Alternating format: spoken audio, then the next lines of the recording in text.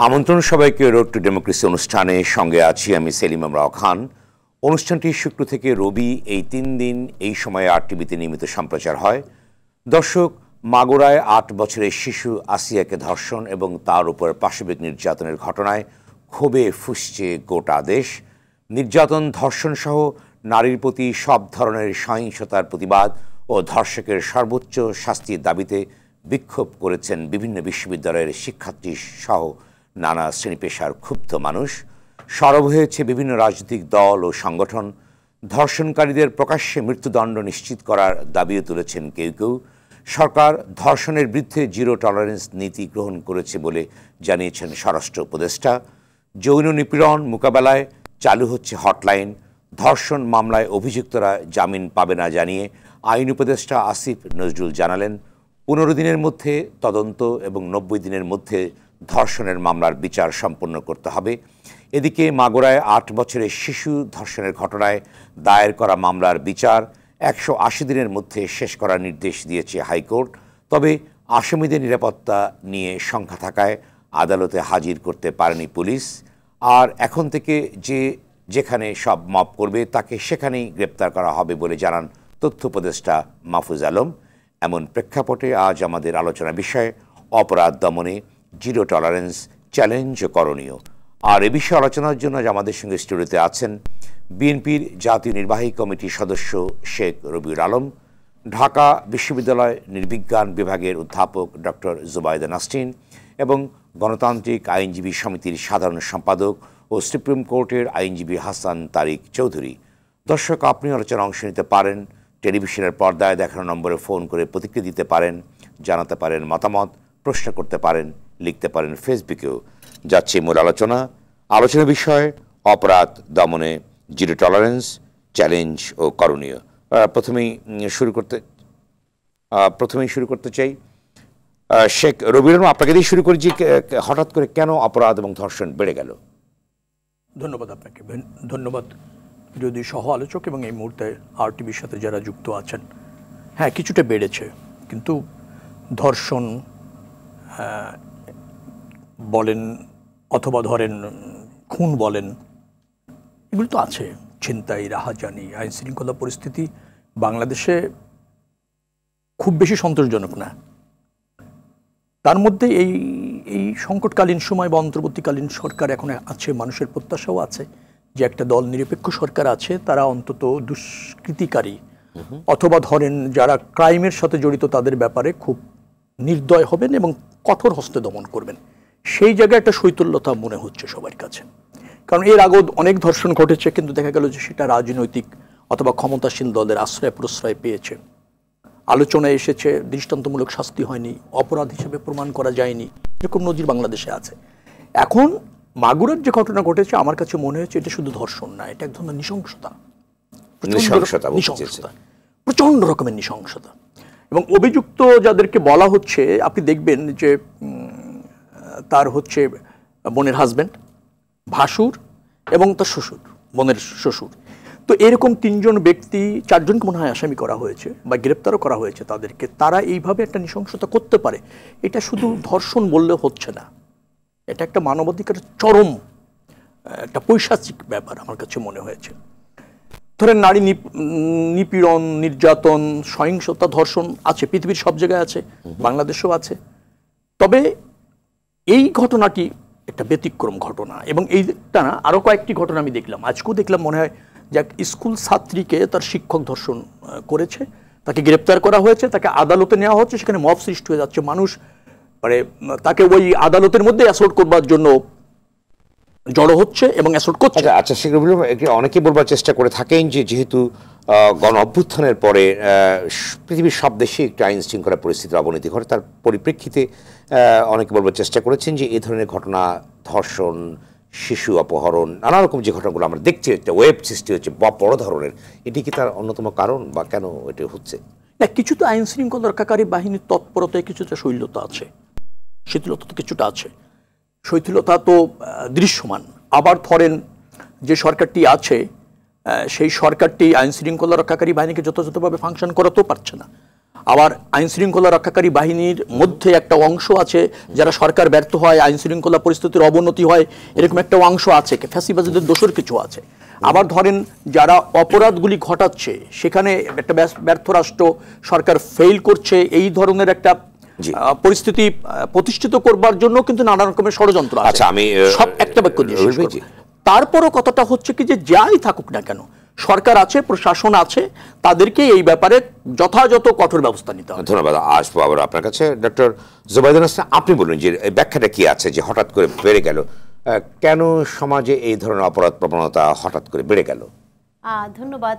আমি আসলে ঠিক আপনি যেভাবে প্রশ্নটা করেছেন, বেড়ে গেছে, আসলে আগের তুলনায় বেড়েছে কি কমেছে সেই প্রশ্নের উত্তর না দেওয়ার ক্ষেত্রে আমি মনে করি কেন হচ্ছে এই ধরনের ঘটনা সমাজে, সেটি কম বেশি মানে নারীর প্রতি, নারীর বিরুদ্ধে নিপীড়ন এটা একটা চলমান প্রক্রিয়া, বিশ্বজুড়ে হচ্ছে। এটার পেছনে উপনিবেশবাদ, সাম্রাজ্যবাদ, পুরুষতন্ত্র, না পুঁজিবাদ, নানা ধরনের ক্রিয়ানক আছে যে নারীকে অধস্তন তৈরি করা, তাকে নিপীড়নের মধ্যে দিয়ে তাকে আরও বেশি তাকে নিয়ন্ত্রণ করার চেষ্টা, তো সেগুলোতে প্রক্রিয়া কিন্তু পৃথিবী জুড়ে আছে। এখন বাংলাদেশে আমি যে বিষয় নিয়ে আলাপ পাড়তে আগ্রহী, বাংলাদেশে কী কী নতুন তরিকা হচ্ছে। ধরুন যেটি আপনার রবিউল ভাই বললেন, আমি কিছু কিছু জায়গায় একটু দ্বিমত করে বলছি। একটা হলো এই সরকার নিরপেক্ষ সরকার না, এই সরকারটি রাজনৈতিক সরকার, কিন্তু কোনো রাজনৈতিক দলের সরকার না। এখন দেখুন এই সরকারের রাজনীতিটা কি তা আমি স্পষ্ট করব কীভাবে ওনারা নির্যাতনকে দেখছেন। ধরুন এই মাগুরার ঘটনার আগে আগে এই এক সপ্তাহে কিন্তু আরও কিছু নিপীড়নের ঘটনা ঘটেছে। ধরুন আমরা যদি দেখি লালমেটে দুজন ছাত্রী ধূমপান করার দায় তাদের বিরুদ্ধে যে হেনস্থা করা হলো তাদেরকে, তারপরে আমরা ঢাকা বিশ্ববিদ্যালয়ে দেখেছি একজন ছাত্রীকে ঢাকা বিশ্ববিদ্যালয়ের একজন কর্মচারী ওড়না না পড়ার অপরাধে তাকে হেনস্থা করলো। এগুলোকে আমরা দেখি সরকার তাহলে কি প্রতিক্রিয়া ব্যক্ত করেছে এগুলোর ক্ষেত্রে? সরকার ভিকটিম ব্লেমিং করেছে যে নারী কেন সিগারেট খাবে, এবং বলছেন যে কিংবা তৌহিদি জনতার যে শাহবাগে তারা সারা রাত থাকলেন এবং পরবর্তীতে অভিযুক্তকে ফুলের মালা দিয়ে কারাগার মানে শাহবাগ থানা থেকে বের করে আনলেন, সেক্ষেত্রে কিন্তু সরকার নীরব ছিল। এখন দেখুন সরকার কোন ইস্যুতে নীরব থাকছে, কোন ইস্যুতে কথা বলছে, এটা কিন্তু সরকারের রাজনীতির অংশ। তাহলে অপরাধ চিহ্নিত করার ক্ষেত্রে সরকার নিজস্ব একটি রাজনীতি রয়েছে। একটি প্রশ্ন, সেটা হচ্ছে যে বৈষম্যবিরোধী ছাত্র আন্দোলনের সময় কিন্তু ফেসবুকে একটা ছবি ছিল যে বোরকা আর টি শার্ট পরা দুজন নারী কিন্তু লাঠি হাতে দাঁড়িয়েছে পাশাপাশি, তখন কিন্তু তাদের পোশাক নিয়ে কোনো প্রশ্ন ওঠেনি। কিন্তু এখন যখন ওড়না নিয়ে প্রশ্ন উঠছে, নানা রকম বিষয় নিয়ে প্রশ্ন উঠছে, এটি ওঠার কারণটা কি? সেই একই নারীর ক্ষেত্রে এই প্রশ্নগুলো কেন উঠছে? এটা আমি যদি বলে ব্যাখ্যা করি তাহলে আরো বেশি হয়তো স্পষ্ট হবে। প্রথম দিকে আমরা দেখেছি আগস্ট মাস থেকে যে বিশেষ করে যৌন কর্মীদেরকে যেভাবে লাঠি নিয়ে তারা করছে কয়েকজন পুরুষ, এবং সেটিকে সোশ্যাল মিডিয়াতে ভাইরাল করা হয়েছিল, এবং একজন যৌনকর্মীর আমাকে নিজে বলেছে তার মেয়ে আত্মহত্যা করার চেষ্টা করেছে এই ভিডিওটি দেখে। তারপর আমরা দেখেছি যে কক্সবাজারে যে নারী 11টা পর্যন্ত কেন থাকছেন, মোরাল পুলিশিং, নারীকে কান ধরে উঠবোস করানো হচ্ছে। পাশাপাশি আমরা দেখেছি যে নায়িকাদেরকে, বিশেষ করে অভিনেত্রীদেরকে বিভিন্ন কর্মসূচি থেকে বাধাগ্রস্ত করা হচ্ছে, তাদেরকে শোরুম উদ্বোধন করতে দেওয়া হচ্ছে তৌহিদি জনতার ব্যানারে।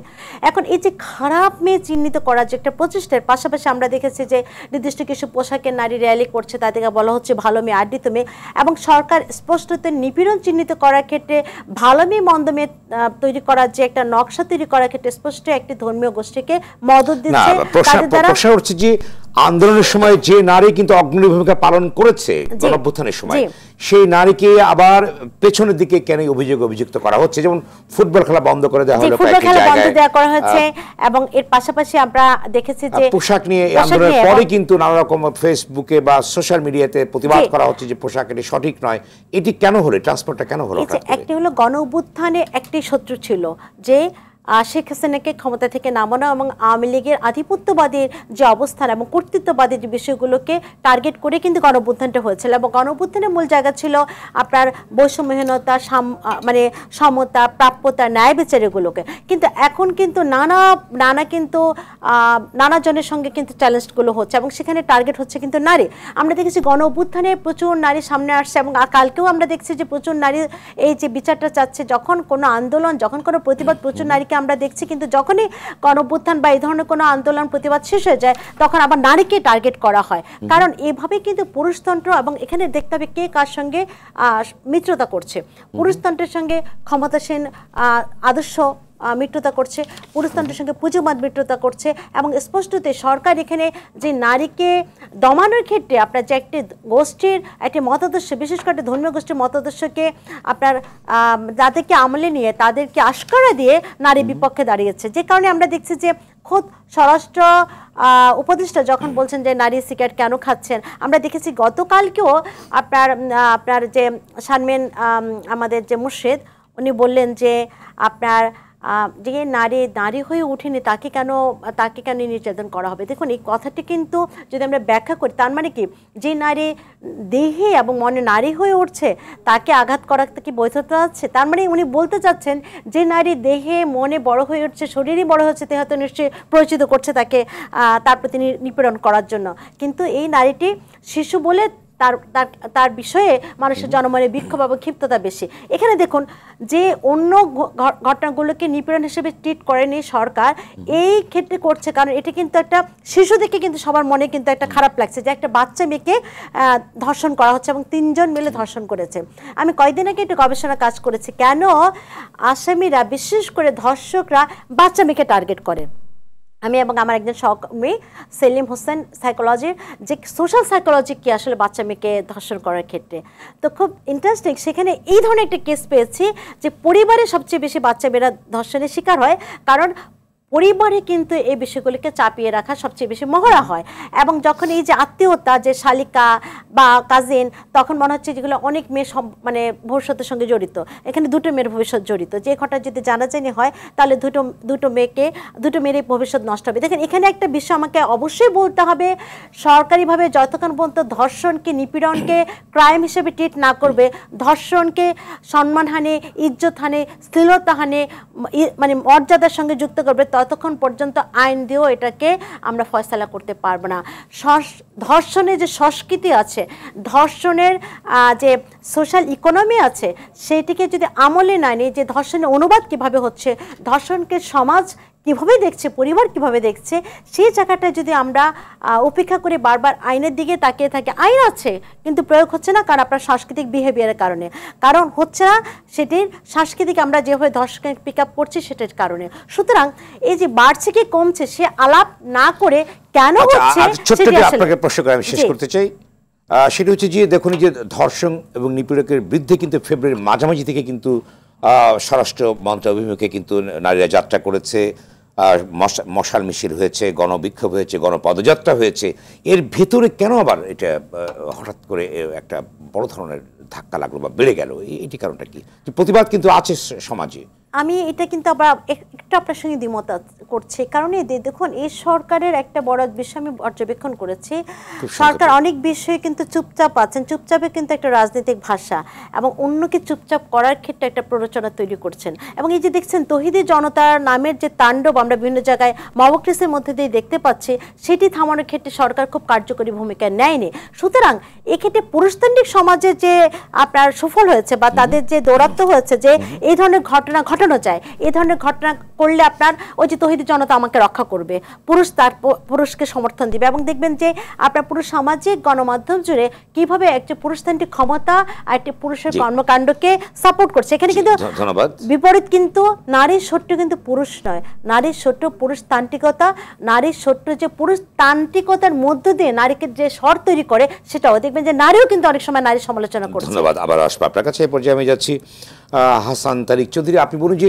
অর্থাৎ এই যে ধর্ষণ, নারী নির্যাতন, শিশু নির্যাতনের উপরে কিন্তু নানা রকম আইন কিন্তু আছে, মৃত্যুদণ্ড পর্যন্ত আছে, যাবজ্জীবন আছে, কিন্তু এই অনেকে বলার চেষ্টা করেছেন যে যারা ধর্ষক বা এই কার্যগুলো করছে তাদের মাথার ভিতরে এইগুলো ঢোকানো যাচ্ছে না যে একটি বড় ধরনের সাজা হতে পারে, এ থেকে কি বাড়ছে বিষয়টি? কেন ঢোকানো যাচ্ছে না তাদের মাথার ভিতরে, বা মননে কেন প্রবেশ করানো যাচ্ছে না যে একটি বড় ধরনের শাস্তি হতে পারে, কেন যাচ্ছে না এটি?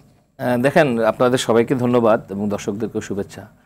আসলে আইনের পিছনে তার দর্শন থাকে এবং শাস্তির ক্ষেত্রেও 2 ধরনের মতবাদ আছে। একটা হলো খুব মানে রিঅ্যাক্টিভ, অর্থাৎ আপনার প্রতিশোধমূলক মতবাদ, আরেকটি হলো কারেক্টিভ, আপনি কারেকশনের মধ্য দিয়ে যাবেন। তো এখন আমাদের দেশে যে শাস্তির বিধান রয়েছে, এই শাস্তির বিধান গড়ে উঠেছে কোন সামাজিক প্রেক্ষাপটে, এইটা আমাকে দেখতে হবে। এবং আমাদের এখানে বেশ আগে, এটা যদিও এখন নাই, এই যে ধর্ষণের ক্ষেত্রে যে 2 ফিঙ্গার টেস্ট ছিল, এটা কিন্তু অনেক আন্দোলন করে এটাকে বন্ধ করতে হয়েছে। তো আমি আমাদের এই সমস্ত ধর্ষণ কাণ্ড এটা এমন না যে হঠাৎ করে বেড়ে গেছে, এটা সমাজে চলমান, এটা সমাজের ভিতরে চলমান একটা রক্তস্রোত, এবং এই যে ক্ষয়, এই যে গ্লানি, এটা চলমান আছে। কখনো কখনো মিডিয়ার কল্যাণে এটা সামনে খুব বেশি করে আসে, কখনো আসে না, এবং সে আনা নেওয়ার ক্ষেত্রেও অনেক বিষয়বস্তু থাকে। তো আমাদের সোসাইটিতে এক ধরনের যেটাকে বলা হয় হেদায়েতি পুলিশিং সবসময়ই কিন্তু কাজ করছে। এই হেদায়েতি পুলিশিং যা, তারা কি করে, তারা কিন্তু বিভিন্ন সময়ে একটা বিদ্বেষ ছড়াতে থাকে কন্টিনিউয়াসলি, ধারাবাহিকভাবে ধর্মীয় সভা থেকে নারীদের প্রতি যে বিদ্বেষ ছড়ানোর যে মনস্তত্ত্ব। এবং আপনি দেখবেন, আমি নিজের কানে শুনেছি যে এনজিওর যে কর্মীরা, তারা যে গ্রামীণ নারীদেরকে নিয়ে কাজ করে, সেটাকে নিয়েও কিন্তু এক ধরনের বিদ্বেষ আছে। এনজিও সম্পর্কে অনেক সমালোচনা থাকতে পারে, কিন্তু নারীদেরকে সমাজের ঘর থেকে বের হয়ে তারা অর্থনৈতিক কর্মকাণ্ডে আসবে, নারীরা হোটেল রেস্তোরাঁয় যাবে, নারীরা রাতের বেলায় চলাফেরা করবে, এই জায়গাগুলোকে কিন্তু টার্গেট করা হয়। এবং এই টার্গেট করার পেছনে যেটা বলা হয়েছে যে ভিকটিম ব্লেমিং, এই মনস্তত্ত্বটাই কিন্তু প্রধান। ফলে যখন ভিকটিম ব্লেমিং প্রধান হয়ে যায়, তখন কিন্তু শাস্তি কারো মাথায় থাকে না। এবং আমরা দেখি ওই হেদায়েতি পুলিশিংয়ের কারণে, এবং হেদায়েতি পুলিশিংয়ের যে দর্শন, এটাই কিন্তু সমাজে প্রাধান্য বিস্তার করছে। এবং সেই প্রাধান্যের জায়গা থেকে কো এডুকেশনের বিরুদ্ধে কিন্তু একটা ক্যাম্পেইন আছে। এবং একটা বাচ্চারা যখন পাশাপাশি বড় হতে থাকে, তখন কিন্তু এক ধরনের বন্ধুত্ব এবং শ্রদ্ধাবোধের জায়গা তৈরি হয়, এবং সেটাকে যখন আপনি বন্ধ করে দেন, তখন কিন্তু আরেক ধরনের একটা বিপরীত একটা ফিলসফির জায়গা তৈরি হয়। এবং সেই জায়গা থেকে নারীর প্রতি যে দৃষ্টিভঙ্গি, সেটা জন্ম দেয় একটা প্রকট, একটা ভয়ঙ্কর পুরুষতান্ত্রিকতার। এবং সেইটাই আমাদের দেশে কিন্তু কায়েম করা হয়েছে বছরের পর বছর ধরে, এবং সেইটা পলিটিক্যাল সুযোগের সাথে এটাকে কিন্তু কানেক্টেড। আপনি দেখবেন প্রতিটি ধর্ষণের ঘটনা কোনো না কোনো ক্ষমতা কাঠামোর সঙ্গে জড়িত। সেটা হয় অর্থনৈতিক ক্ষমতা, যে যিনি ধর্ষক তার হয়তো অর্থনৈতিক ক্ষমতা বেশি, অথবা তার পেশির ক্ষমতা বেশি, অথবা তার রাজনৈতিক ক্ষমতা বেশি। আমি বিভিন্ন জায়গার ধর্ষণগুলোকে যদি আমরা আইনজীবী হিসেবে যখন স্টাডি করে দেখেছি, আমরা দেখেছি ধর্ষকরা বরাবরই কিন্তু শক্তিশালী ক্ষমতা কাঠামোর অংশ। এবং সেটা ধর্মীয় কারণে হতে পারে, সেটা গোষ্ঠীগত কারণে হতে পারে, এবং বহুবিধ কারণে সেটি হতে পারে।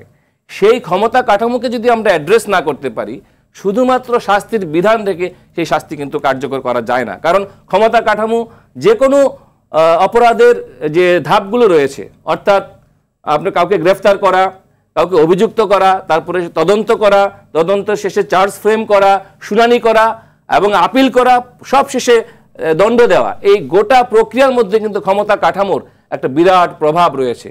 এবং সেই প্রভাবের কারণেই দেখা যাচ্ছে যে অপরাধীরা পার পেয়ে যাচ্ছে।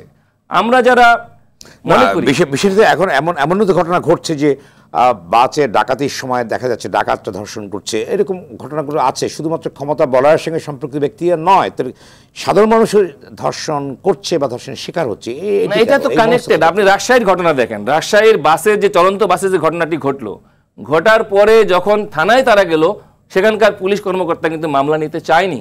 কেন নিতে চায়নি? কারণ এটা হাইওয়ে পুলিশের সাথে কানেক্টেড একটা ব্যাপার। সেই কারণে দেখা যাচ্ছে যে এটা ক্ষমতা কাঠামোর সঙ্গে কানেক্টেড বলেই কিন্তু ওই ডাকাতির সময় যে ধর্ষণ হয়েছে রাজশাহীতে চলন্ত বাসে, সেই মামলা কিন্তু পুলিশ নিতে চায়নি। পরে মিডিয়ার প্রেশারের কারণে ওই পুলিশ কর্মকর্তার বিরুদ্ধে কিন্তু ব্যবস্থা নিতে বাধ্য হলো। ফলে এখনকার যে অন্তর্বর্তীকালীন সরকার আছে, তারা যেই বয়ানকে ইনিয়ে বিনিয়ে প্রতিনিধিত্ব করছেন, যদিও বলছেন যে তারা খুব ইনক্লুসিভ, লিবারেল, কিন্তু নারীর প্রতি ইনক্লুসিভ মনোভাব কিন্তু সেখানে দেখা যাচ্ছে না। এবং এই যে তৌহিদি জনতা বলেন বা বিভিন্ন যে মব ইত্যাদি বলেন, সব কিছুর মধ্য দিয়ে যে ফিলোসফিকে প্রমোট করা হচ্ছে, এটা একটা নারীর প্রতি সহিংস মনোবৃত্তি। এবং যতক্ষণ পর্যন্ত সমাজে ধর্মের নামে, রাজনীতির নামে বা অন্যান্য তত্ত্বের নামে নারীর প্রতি সহিংস মনোবৃত্তি থাকবে, শুধুমাত্র বাংলাদেশে প্রচলিত নারী শিশু নির্যাতন দমন আইন 2009-এর 1-এর ধারা দিয়ে আপনি সবকিছু ফয়সালা করতে পারবেন না। কারণ এখানে প্রতিটি পর্যায়ে এত বেশি ঘাটতি রয়েছে, সেই ঘাটতিগুলো শুধুমাত্র আইন জারি করে সম্ভব না। এর জন্য সমাজের ফিলোসফিক্যাল যে ডেভেলপমেন্ট, সেই জায়গাটাকে। আচ্ছা, আরেকটি প্রশ্ন আপনাকে করি, যেটি আইন উপদেষ্টা জনাব আসিফ নজরুল বলেছেন যে যারা ধর্ষণ করবে 15 দিনের ভিতরে তদন্ত এবং 90 দিনের ভিতরে মামলার বিচার সম্পন্ন করতে হবে। এটি কতখানি বাস্তবসম্মত বা এখানে কোনো চ্যালেঞ্জ আছে কিনা? এখানে অনেক চ্যালেঞ্জ রয়েছে। উনি তো বলেছেন একটা পপুলিস্ট জায়গা থেকে। অবশ্যই আমরা মনে করি যে ধর্ষণ বা যে কোনো গুরুতর অপরাধের দ্রুত বিচার হওয়া বাঞ্ছনীয়, এবং আইনের ক্ষেত্রে তো একটা চলমান ম্যাক্সিম আছে যে জাস্টিস ডিলেইড, জাস্টিস ডিনাইড। কিন্তু আবার জাস্টিস হারিড জাস্টিস বারিড এটাও কিন্তু আছে। ফলে এটার একটা প্রপার ব্যালেন্স এখানে লাগবে। কারণ এই ইনকোয়ারিগুলো আমরা দেখেছি আমাদের অভিজ্ঞতায়, আমরা যখন ধর্ষণ মামলায় শুনানি করি আমরা দেখি যে তদন্ত রিপোর্টগুলো কিন্তু যথাযথ হয় না, মেডিকেল রিপোর্টগুলো ঠিক সময়ে আসে না, মেডিকেল রিপোর্টগুলোকে কোন জায়গা থেকে প্রভাবিত করা হয় সেই জায়গায় কি অ্যাকশন, সে জায়গায় কিন্তু উপদেষ্টা কিছু বলেন নাই। ফলে আমরা জানি এই দেশে ফরেন্সিক রিপোর্ট এদিক সেদিক হয়ে যায়, সেখানে কি আইন রয়েছে। এবং আপনি দেখেন যে আমাদের এই যে যারা ইনকোয়ারি অফিসার তাদের ব্যাপারেও কিন্তু আইন রয়েছে। অর্থাৎ আমাদের এই নারী শিশু আইনের যদি আপনি 5(9)(5) দেখেন, সেখানে দেখবেন যে পুলিশ হেফাজতে যদি কেউ ধর্ষণের শিকার হয় তার ব্যাপারে কি পানিশমেন্ট হবে, এই জায়গাটা কিন্তু খুব ক্লিয়ার না। কারণ পুলিশ হেফাজতে কে ধর্ষণ করবে সেই জায়গাটা কিন্তু আমাদেরকে বিবেচনায় রাখতে হবে। যখন একটা ভিকটিম পুলিশ হেফাজতে থাকবে, তিনি আবারও যদি ধর্ষণের শিকার হন সেটা কার দ্বারা তিনি হতে পারেন, পটেনশিয়াল ক্রিমিনাল এখানে কে হতে পারে, এই জায়গাগুলো কিন্তু একটা ইঙ্গিত বা একটা অ্যাড্রেস আইনের মধ্যে থাকা বাঞ্ছনীয় ছিল। কিন্তু আমরা দেখি যে গোটা প্রক্রিয়ার মধ্যে আইনটাই হয়ে গেছে এক ধরনের পুরুষতান্ত্রিক মনোবৃত্তি থেকে। এবং সেই জায়গা যদি আইন প্রণয়নের ক্ষেত্রে যদি পুরুষতান্ত্রিক মনোবৃত্তি আমরা পরিহার না করতে পারি, আমরা নারীর নিরাপত্তা এবং একটা নারী পুরুষের লিঙ্গ সমতার যে আইন সেই জায়গাটি আমরা উপহার দিতে পারবো না। ধন্যবাদ। আবার আসবো আপনার কাছে। শেখ রবিউল, আপনি বলুন যে অর্থাৎ আপনি তো জানেন যে নাগরিক কমিটি পার্টির পক্ষ থেকে বলা হয়েছে যে আইন শৃঙ্খলা যে অবস্থা বিরাজমান বাংলাদেশে আছে, এতে করে ডিসেম্বরের ভিতরে নির্বাচনে যে অনুকূল নয়। অন্যদিকে আপনাদের পক্ষ থেকে বলা হয়েছে যে জুন জুলাইয়ের ভিতরে নির্বাচন করা সম্ভব। তাহলে বিষয়টা তাহলে কি দাঁড়াচ্ছে যে তাহলে এদিকে আবার স্বরাষ্ট্র উপদেষ্টা বলছেন যে জিরো টলারেন্স, যেখানে অপরাধ করবে সেখানে জিরো টলারেন্স করা হবে। এই যে নানামুখী আপনি এর মধ্যে নির্বাচনকে নিয়ে আসছেন, মাত্রিকতা আছে। এবং অনেকে আপনাদের পক্ষ থেকে কখনো বলেছেন যে নির্বাচিত সরকার যদি আসে তাহলে হয়তো অপরাধের প্রমাণ কমে যাবে, অনেক উন্নত হবে। এই যে বিষয়গুলো আছে বহুমাত্রিকতা, এর ব্যাখ্যাটা কি আছে? নির্বাচিত সরকারের একটা দায়বদ্ধতা থাকে, তাকে জনপ্রিয়তা ধরে রাখতে হয়, জনমতের প্রতি আপনার শ্রদ্ধাশীল থাকতে হয়, এবং তার শাসন আমলটাই আগামীতে আবার নির্বাচিত হওয়ার পথ উন্মুক্ত করে, যার ফলে তার দায়বদ্ধতা থাকে। তারপর হচ্ছে ভোটে নির্বাচিত সরকার জনগণের সাথে রাষ্ট্র ব্যবস্থাপনা করে না, শুধু জনব্যবস্থাপনাও তার একটা অংশ থাকে। তার নেতা কর্মী, শুভানুধ্যায়ী, সমর্থক, তাদের প্রতি দায়বদ্ধতা থাকে, রাজনীতিবিদদেরও থাকে, আবার সেন্ট্রাল আপনার ব্যবস্থাপনার মধ্যে থাকে। যার ফলে মনে হয় যে জনব্যবস্থাপনা এবং রাষ্ট্র ব্যবস্থাপনা পরিপূর্ণভাবে করা সম্ভব হয় একটা নির্বাচিত সরকার দ্বারা। ডিসেম্বরের মধ্যে নির্বাচন অবশ্যই হতে হবে, কারণ এই পর্যন্ত প্রায় 1 বছর 5 মাসের মতো অন্তর্বর্তীকালীন সরকার সময় পাবে প্রয়োজনীয় সংস্কার করার জন্য। এটা যথেষ্ট, এবং জনগণ অবাধে তার নির্বাচিত প্রতিনিধিকে রাষ্ট্রীয় ক্ষমতায় বসিয়ে তার সেবাটা নিশ্চিত করতে চায়। হ্যাঁ, তো সেই জায়গা থেকে আমার মনে হয় যে খুব একটা দ্বিমত থাকার সুযোগ নেই। কিন্তু যে নাগরিক পার্টি যেটা বলবার চেষ্টা করেছেন যে আইন শৃঙ্খলা পরিস্থিতি, আপনি মনে করেন যে এটিকে নির্বাচনের জন্য অনুকূল পরিবেশ আসে, একটু দেরি হলে আইন শৃঙ্খলা পরিস্থিতি ভালো হবে, সেটা কি জাতীয় নাগরিক কমিটি বলতে পারবে কিনা? আর আইন শৃঙ্খলা নির্বাচনের জন্য উপযুক্ত করার জন্যই তো অন্তর্বর্তীকালীন সরকার। তো তাদের ব্যর্থতার জন্য মানুষ ভোট থেকে বঞ্চিত হবে, তাদের ব্যর্থতার জন্য নির্বাচিত সরকার আসতে দেরি হবে। বিষয়টা যে এখন যেভাবে মবে অনেকে বলবার চেষ্টা করেছে কোর্ট আনকোর্ট মবের মূল্যক যেভাবে সৃষ্টি হচ্ছে, সেই ক্ষেত্রে মবের মূল্যক যারা সৃষ্টি করেছে তারা চিহ্নিত, তারা দৃশ্যমান, প্রতিষ্ঠিত। তাদেরকে ধরলে এই মবের যে যাচ্ছে না তাদের, সেটা সরকারের দুর্বলতা থাকতে পারে। অথবা অনেকে মনে করে যে মব সৃষ্টি করে অন্তর্বর্তীকালীন সময়ের কাছ থেকে একটা সুবিধাভোগী গোষ্ঠী নতুন রাজনীতির নামে অথবা গণ অভ্যুত্থান সফল করার এককৃত দাবিদার যারা মনে করছেন, তারা এভাবে চাপ প্রয়োগ করে সমাজে তাদের আধিপত্য বিস্তার করছেন, রাজনৈতিক প্রতিপক্ষকে ধরেন কোনো সময় প্রতিহতের চেষ্টা করছেন, এবং সুযোগ সুবিধা যেগুলি রাষ্ট্রে আছে, ভাসমান সুযোগ সুবিধা আমি বলি, সেখানে একটা কর্তৃত্ববাদী অবস্থান নেওয়ার চাচ্ছে একটা গোষ্ঠী, এবং সেটা চিহ্নিত, প্রমাণিত।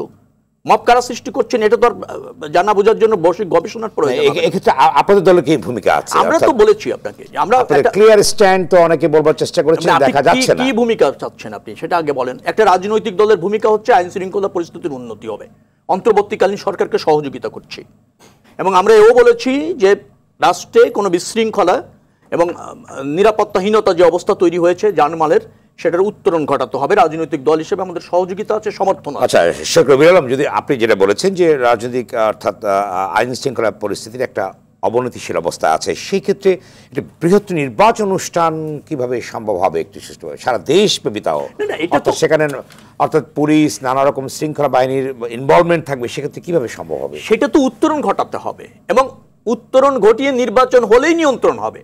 সেটি ছাড়া তো এটা কি আইন শৃঙ্খলা পরিস্থিতি আপনি নিয়ন্ত্রণ করতে পারছেন না, তার মানে নির্বাচন হবে না, নির্বাচন প্রলং হবে, এটা কি কোনো যুক্তি হতে পারে?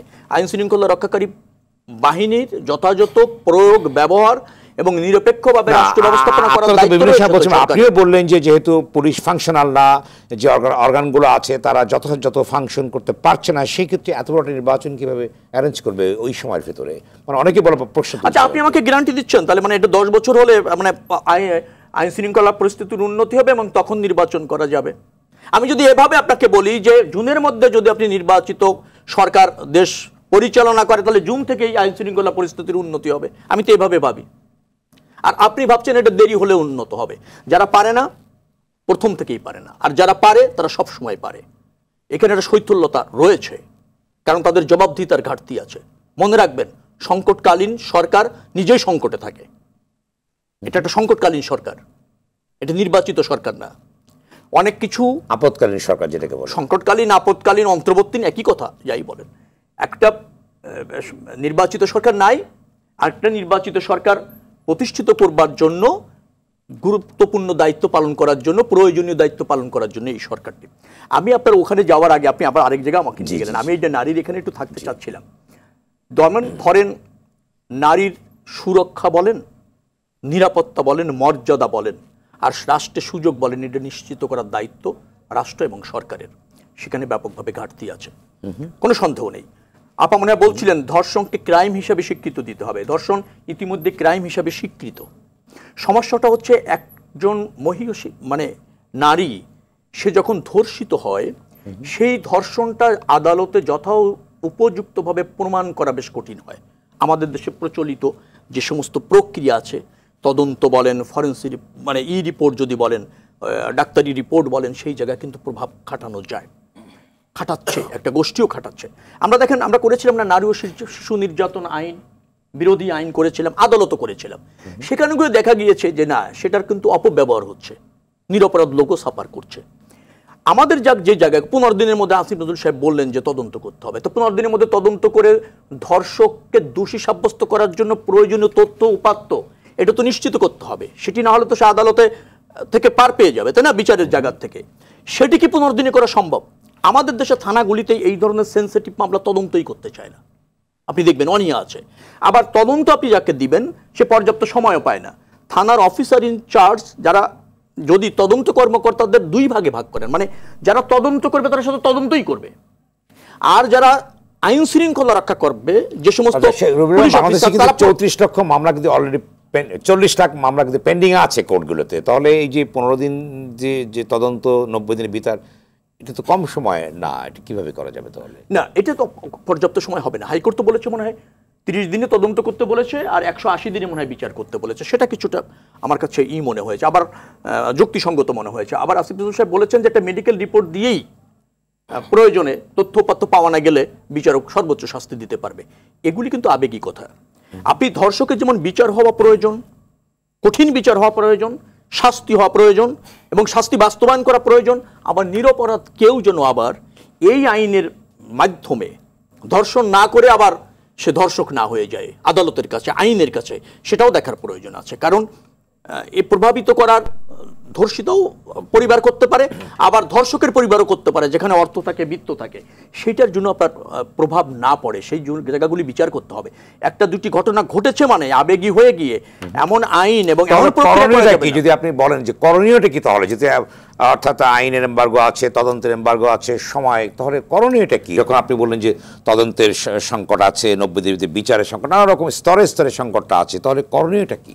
না, আপনি 90 দিনে বিচার বা 180 দিনে বিচার যদি করতে চান, আমার কাছে যেটা মনে হয়, আমি একজন নাগরিক হিসেবে আমার কাছে মনে হয় যে ধর্ষণ সংক্রান্ত যে মামলাগুলি আছে সেটা জেলা পর্যায়ে একটা ওয়ান স্টপ সার্ভিস করা দরকার, যেখানে গিয়ে আপনি অভিযোগ দিতে পারবেন, তারা তাৎক্ষণিক তদন্ত করবে এবং তদন্তের যে সমস্ত ইকুইপমেন্ট, সায়েন্টিফিক্যালি যে সমস্ত প্রমাণগুলি দরকার হয় একজন ধর্ষণ প্রমাণ করবার জন্য যেগুলি প্রয়োজন, সেইগুলি যাতে দ্রুত করতে পারেন, বিশেষ করে মেডিকেল রিপোর্ট, তারপর সাক্ষ্য প্রমাণ যেগুলি আছে ঘটনাস্থলে গিয়ে একটা টিমই করতে পারেন, করে সেটাকে ধরেন অল্প দিনের মধ্যে তদন্ত করে দিতে পারেন। এবং সেই তদন্তের ভিত্তিতে সেই তদন্তটা খুব জোরালো হবে, স্বচ্ছ হবে, প্রভাবমুক্ত থাকবে এবং দ্রুততম সময়ের মধ্যে হবে।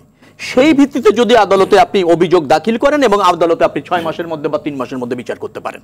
কিন্তু আপনি একটা পক্ষ বলি প্রচলিত থানার মধ্যে একটা মামলা করে তদন্ত করে ওইটাকে আপনি আদালতে ধর্ষণ প্রমাণ করে সাজা দেবেন, সেটা খুব কঠিন। ধন্যবাদ। ডক্টর জুবাইদা নাসরিন, আপনি বলুন যে একটি প্রশ্ন করতে চাইছি, সেটি হচ্ছে যে এই যে নানা রকম অপরাধ বাড়ছে, নারীর উপরে সহিংসতা বাড়ছে, কিন্তু বিষয়টা হচ্ছে যে যখন গণ অভ্যুত্থানের পরে, যে অনেকে বলবার চেষ্টা করেছেন, গণ অভ্যুত্থানের পরে নারীর উপরে যে প্রচারণাটা সোশ্যাল মিডিয়াতে দেখা গেল, ভয়াবহ রকমভাবে দেখা গেল, এর কারণটা কি? এবং অনেকে বলবার চেষ্টা করেছেন যে এগুলো থেকেই এই অপরাধের, নারীর উপরে সহিংসতার পরিমাণ বেড়েছে। আপনি কি বলবেন এই প্রসঙ্গে? প্রথমত আমি স্পষ্ট ভাষায় জানাতে চাই, কোনো রকম কারণ দিয়ে কোনো সহিংসতাকে বৈধ করা যাবে না। যে এর কারণে এই সহিংসতা হচ্ছে, তাহলে কিন্তু আবার আমরা ভিকটিম ব্লেমিংয়ের দিকে চলে যাচ্ছি, যে অমুক তার বাড়িঘর পোড়ানো হয়েছে, তাকে হত্যা করা হয়েছে, তার উপর আক্রমণ করা হয়েছে, নারীর উপর আক্রমণ করা হয়েছে কারণ সে করেছিল। সেই জায়গায় সহিংসতার প্রতি কোনো রকমের কারণ দেখানো যাবে না যে তাকে আমরা করেছি এই কারণে, কারণ তাহলে তার বিচারটা বন্ধ হয়ে যাবে। সেখানে যেটা বৈধতা, আমরা যেটাকে বলি সম্মতি উৎপাদন, কোনো সহিংসতার সম্মতি উৎপাদনের ক্ষেত্রে আমরা প্রচণ্ড কারণ দেখাই। এখন দেখুন, এই যে একটা কিন্তু একটার সঙ্গে জড়িত, যেমন মবক্রেসি। কেন মবক্রেসি হলে সব কিছু কিন্তু কানেক্টেড। এই যে মবক্রেসি হচ্ছে, একটি তো হলো দেশের ল অ্যান্ড অর্ডার বলে একদম কিছুই নেই, আমাকে বলতে হচ্ছে।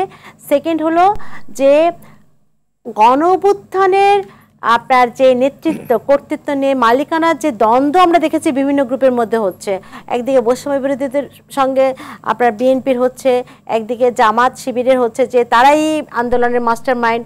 এই যে একটা মালিকানা নিয়ে যে দ্বন্দ্ব, সেটা এক ধরনের মবক্রেসিকে কিন্তু উস্কে দেয়।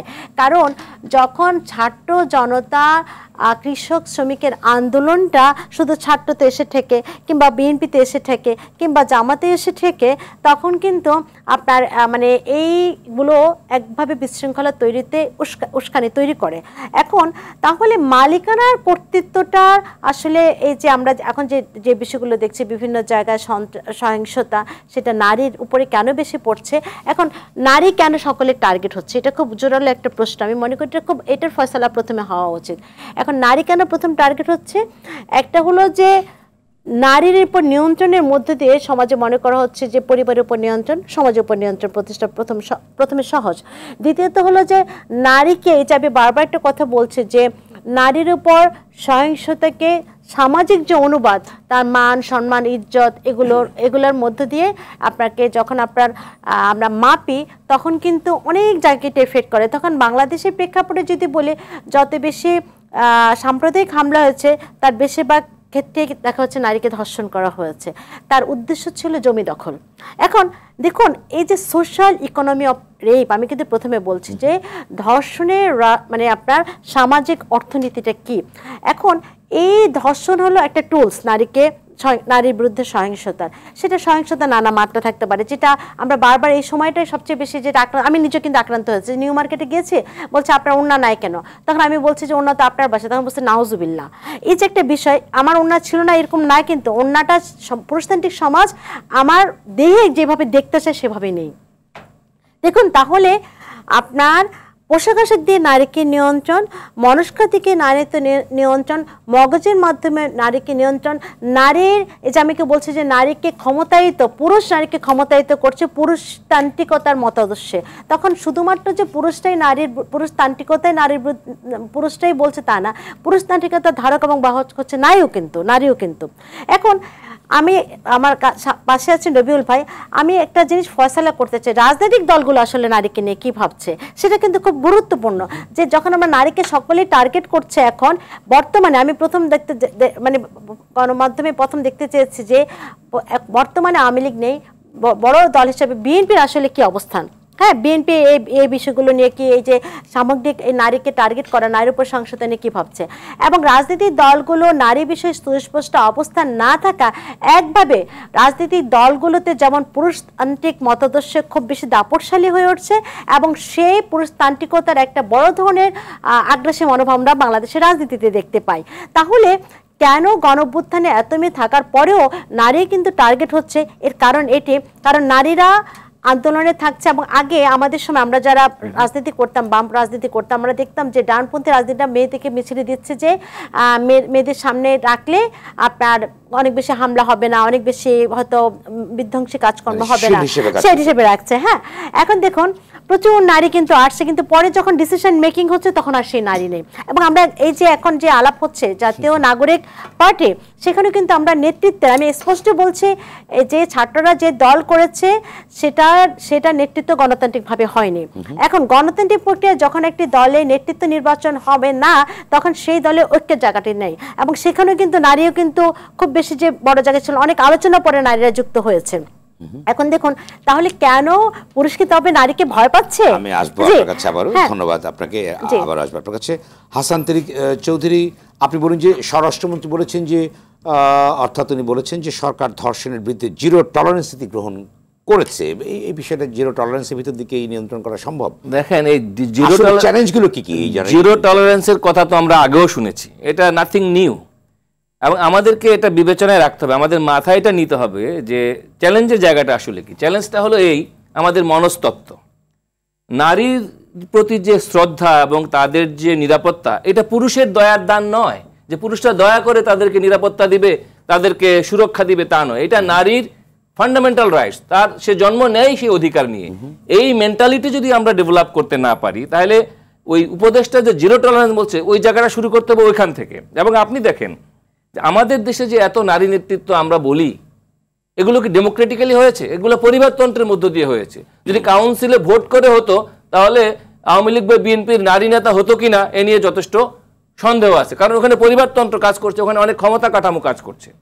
আমাদের দেশে আমাদের যে প্রচলিত আইন, এটার বড় চ্যালেঞ্জ হলো আমাদের ধর্ষণের সামাজিক মনস্তত্ত্ব এবং আমাদের যে প্রচলিত আইনের যে ঘাটতিগুলো রয়েছে। যেমন ধরেন, আমাদের দেশে ধর্ষণকে কিভাবে সংজ্ঞায়িত করা হয়, আইনে ফোকাস করা হয়েছে 16 বছরের কম নারীর সম্মতি সহ অথবা তার সম্মতি ব্যতিরেকে অথবা প্রতারণামূলকভাবে সম্মতি আদায়ের সাপেক্ষে যদি কেউ করে, সেটা হলো আপনার ধর্ষণ হবে। তাহলে 16 বছরের উপরের বেলায় ধর্ষণের ডেফিনেশন কি হবে?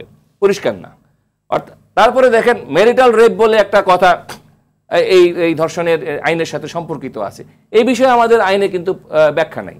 আমরা যখন ধর্ষণের বিচার করতে যাই, তদন্ত করতে যাই, শুনানি করতে যাই, সেখানে যেই বিষয়গুলো সামনে চলে আসে সেটা হলো ধর্ষণের যারা প্রাপ্তবয়স্ক তাদের বেলায় কনসেন্ট হলো একটা গুরুত্বপূর্ণ element to prove the crime. এইখানে এইটার একটা ডেফিনেশন থাকতে হবে। আমাদের দেশে আমরা বলি শ্লীলতাহানি, কি করিলে পরে শ্লীলতাহানি হয়, এটাকে আইন কিভাবে ডিফাইন করে? যৌন হয়রানি, এটাকে আইন কিভাবে ডিফাইন করে? এবং আমরা আরেকটা দেখি যে এই মিডিয়া পুলিশিং যেটা হয় বা হেদায়েতি পুলিশিং যেটা আমরা দেখি, এটা যে ক্রমাগত বিভিন্ন মাহফিলে, বিভিন্ন ধর্মীয় সভায়, সোশ্যাল মিডিয়াতে যে চলতে থাকে এবং যেভাবে নারীর সামাজিক কর্মকাণ্ডে অংশগ্রহণকে টার্গেট করা হয় এবং নারীকে একটা ঘোমটার মধ্যে, একটা হিজাবের মধ্যে আটকে রেখেই মনে করা হয় বোধহয় সব সমস্যার সমাধান হয়ে যাবে, এবং সমস্ত হায়নারা সোসাইটিতে ঘুরে বেড়াচ্ছে এবং তাদের বাইরে একটা শিল্ড তৈরি করা হলো।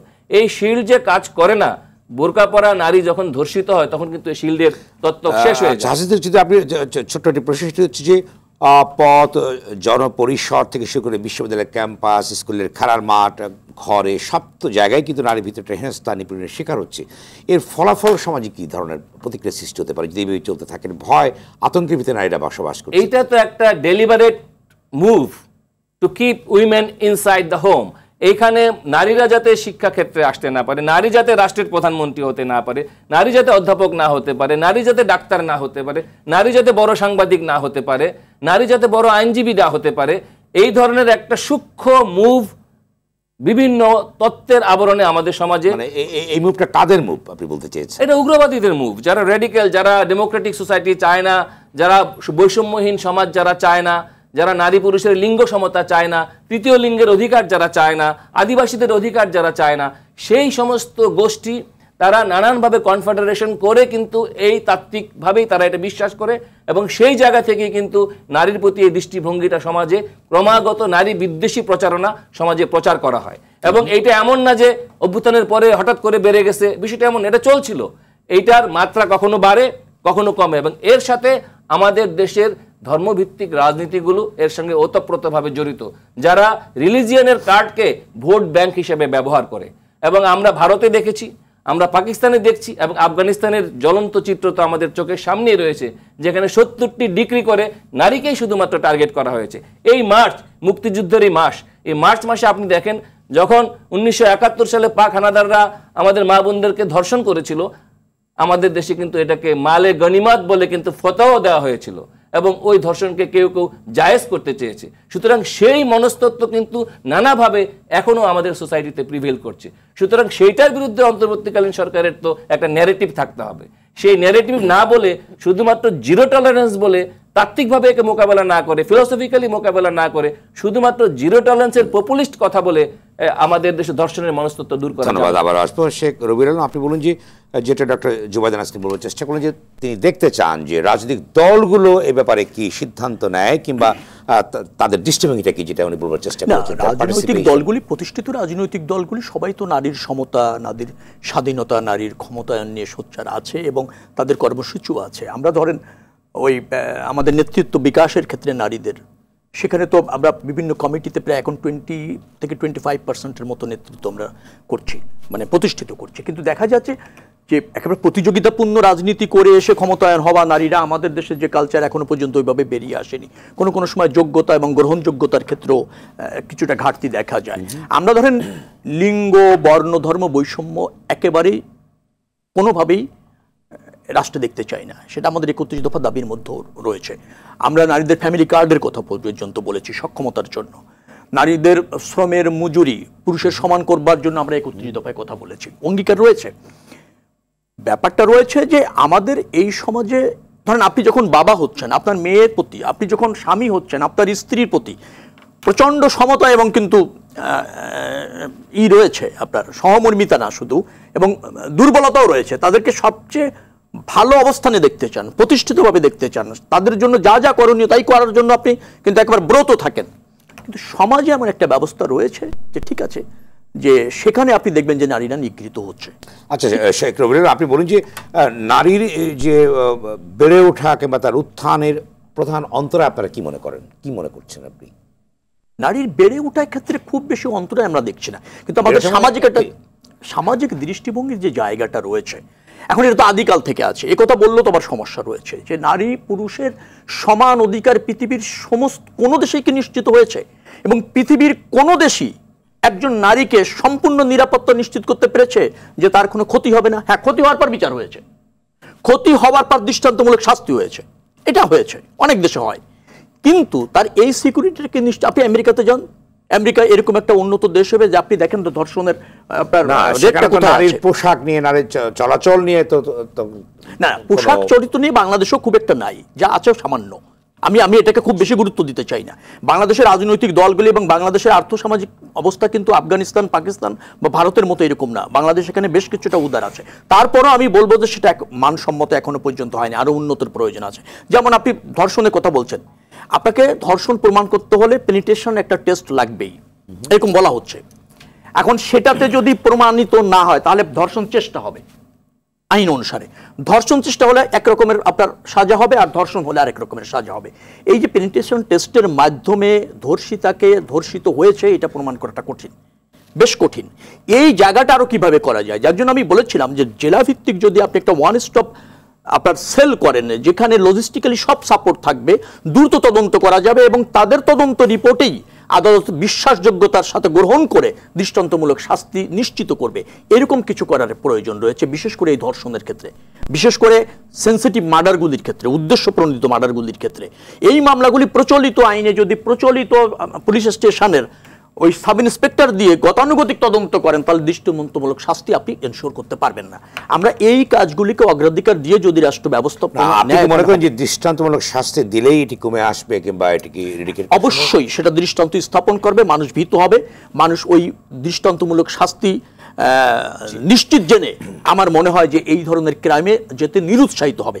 তবে ক্রাইম মানুষ আছে, ক্রাইম আছে, এবং এই ক্রাইম মুক্ত সমাজ পৃথিবীর কোথাও নেই, এবং সেভাবে আমরা আশা হয়তো করতে পারবো না। তবে ক্রাইম নিয়ন্ত্রণ করা সম্ভব, এবং মানে সমতার ভিত্তিতে নারী পুরুষ বসবাস করা সম্ভব, এবং নারী নিরাপত্তা নিশ্চিত করা সম্ভব। ধন্যবাদ ডক্টর জুবাইদা নাসরিন। আমি এক্ষেত্রে দুটো তথ্য দিতে চাই এবং আরেকটি রবিউল ভাইকেও আসলে জানতে চাই রবিউল ভাইয়ের কাছে। একটি হলো যে যেটি হাসান তারেক চৌধুরী ভাই বললেন যে আসলে নারীকে দেখা 1971 সালে দেখুন খোদ হাসান হাফিজুর রহমান সম্পাদিত মুক্ত স্বাধীনতা যুদ্ধের দলিলপত্র যে 16টি খণ্ড আমরা দেখেছি, সেখানেও খুব ইন্টারেস্টিংলি লেখা আছে একই ঘটনায় পাকিস্তান হানাদার বাহিনী কর্তৃক গুলিতে যারা নিহত, ছেলেদের ক্ষেত্রে লেখা হচ্ছে শহীদ, নারীর ক্ষেত্রে লেখা হচ্ছে নিহত হয়েছেন। ঠিক একই বিষয় আমরা কিছু গণঅভ্যুত্থানও দেখেছি, ছেলেদের ক্ষেত্রে লেখা হচ্ছে শহীদ এবং নারীর ক্ষেত্রে লেখা হচ্ছে নিহত। এই যে মানে ইতিহাসের পরশ দীপ্ততা আসলে মানে দেখার ক্ষেত্রে নারীকে কীভাবে আপনি একই ঘটনা কিন্তু মানে আপনি নারীকে শহীদ বলছেন না, কারণ ওখানেই আপনাকে থামিয়ে দিচ্ছেন, ওখানে আপনার যে নারীর বিদ্বেষ, নারীকে সে জায়গা দিবেন না আপনি। এই যে মনস্কতা, এটার পুনরুৎপাদন কিন্তু 55 বছর বয়স পরেও কিন্তু হচ্ছে।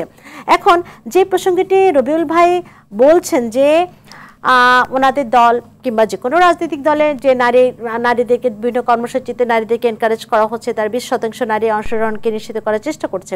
খুব খুব মজার বিষয় হলো যেখানে আমরা যদি বড় দুটো দলের বিএনপি এবং আওয়ামী লীগের সংসদ সদস্যদের বিষয়টা দেখি যে কারা সেই সংরক্ষিত আসনের সংসদ সদস্য হচ্ছেন, একে হলো যারা জয়লাভ করে আসতে পারেননি নির্বাচনে তাদেরকে গুরুত্ব দেওয়া হচ্ছে, আরেকটা হলো অমুক নেতার বোন, অমুক নেতার মা, অমুক নেতার বউ, তারা কিন্তু হচ্ছেন সংসদ সদস্য।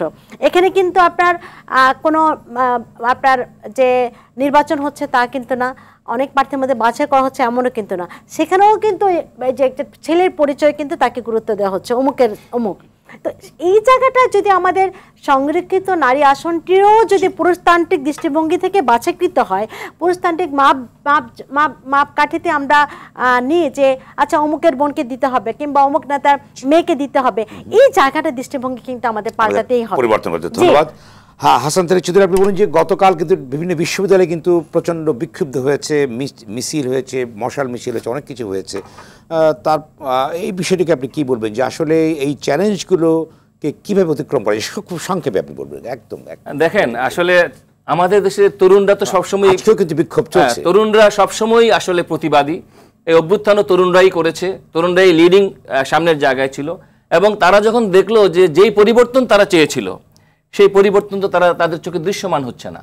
এই যে নারী পুরুষের বৈষম্য তো বৈষম্যহীনতারই অংশ, ফলে তারা নিজেদেরকে প্রতারিত মনে করেই কিন্তু তারা আজকে বিক্ষোভে ফেটে পড়ছে, এবং প্রত্যেকটি বিশ্ববিদ্যালয়ে তরুণ তরুণীরা লাঠি হাতে রাতেই বেরিয়ে গিয়েছে তারা। এই জায়গাটাই হলো আমাদের বোঝার জায়গা, যে এই জায়গাটা যদি গভর্নমেন্ট অন্তর্বর্তী সরকার যদি আমলে না নেয়, অ্যাড্রেস না করে, এবং আমি আগেই বলেছি মনস্তত্ত্বের জায়গা, আপনার যদি একটি পুত্র এবং একটি কন্যা সন্তান থাকে, জিরো টলারেন্স স্বরাষ্ট্র এটা না, জিরো টলারেন্স কোথায়? জিরো টলারেন্সটা হলো সাইকোলজিক্যালি। আপনি দেখেন, শুরু করতে হবে ফ্যামিলি থেকে। আপনার যদি একটি পুত্র এবং একটি কন্যা সন্তান থাকে, আপনি আপনার সম্পত্তিতে ইকুয়ালি ডিস্ট্রিবিউশন করবেন কিনা, নাকি আপনি ফিকাহ শাস্ত্র দেখাবেন? এই যে আইয়ুব খানকে এটা ফেস করতে হয়েছিল 1961 সালে। সুতরাং আমরা কিন্তু ফ্যামিলি থেকেই শিখি, যেটা আমরা সার্ক মিনা শিশু দিয়ে আমরা কিন্তু বোঝার চেষ্টা করেছি বিভিন্ন সময়। এই জায়গাটা আমাদের গভর্নমেন্টকে, অন্তর্বর্তী সরকারকে অ্যাড্রেস করতে হবে যে ধর্ষণের সামাজিক মনস্তত্ত্বকে তারা আঘাত করছেন কিনা, এবং সেইখানে তারা জিরো টলারেন্স দেখাচ্ছেন কিনা, এবং সেটা যদি না দেখাতে পারেন তাহলে এই চ্যালেঞ্জ কখনোই মোকাবেলা করা যায়। ধন্যবাদ আপনাদের তিনজনকে এই আলোচনায় অংশ নেবার জন্য। দর্শক, রোড টু ডেমোক্রেসি আজ এখানেই শেষ করছি। সঙ্গে থাকবার জন্য ধন্যবাদ সবাইকে।